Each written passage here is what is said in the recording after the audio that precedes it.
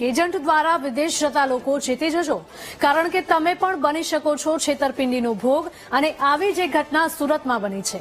સુરતના કામરેજમાં નનસાડ ગામે કિશન રોજવાડિયા નામના યુવકે કેનેડા જવા માટે એજન્ટનો સંપર્ક કર્યો હતો। એજન્ટે યુવક પાસેથી 10 લાખ રૂપિયા પડાવી લીધા અને કેનેડાને બદલે દુબઈ મોકલી દીધો।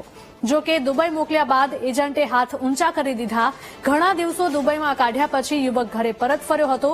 યુવકે એજન્ટ પાસેથી પૈસા પરત માંગતા એજન્ટે ઇનકાર કરી દીધો હતો, જેને કારણે આર્થિક સંકળામણથી કંટાળીને યુવકે ઝેરી દવા પી આપઘાતનો પ્રયાસ કર્યો। પોલીસે આ સમગ્ર ઘટનામાં એજન્ટ આશિષ મોબલિયા, દીપક સાવલિયા અને દિવ્યા મોબલિયા સામે ગુનો નોંધી વધુ તપાસ હાથ ધરી છે। સંવાદદાતા નિર્મલ જોડાયા છે ફોનલાઈન પર વધુ વિગતો સાથે। નિર્મલ, એજન્ટ દ્વારા વિદેશ મોકલવામાં આવતા વધુ એક ઘટનાનો પર્દાફાશ થયો છે, જેમાં છેતરપિંડી કરવામાં આવી હતી।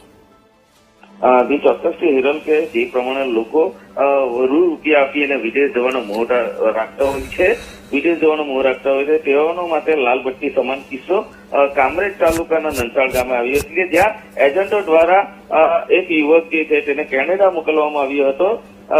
કેનેડાના વિઝા માટે પૈસા લેવામાં આવ્યા હતા અને ત્યારબાદ જે યુવક છે તેને ફોસલાવીને દુબઈ પહોંચાડી દીધો હતો।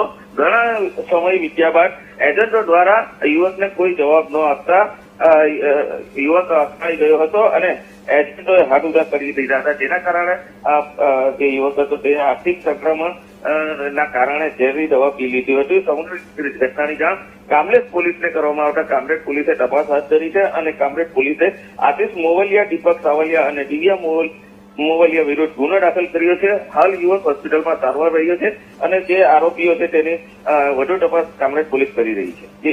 જી નિર્મલ, આભાર।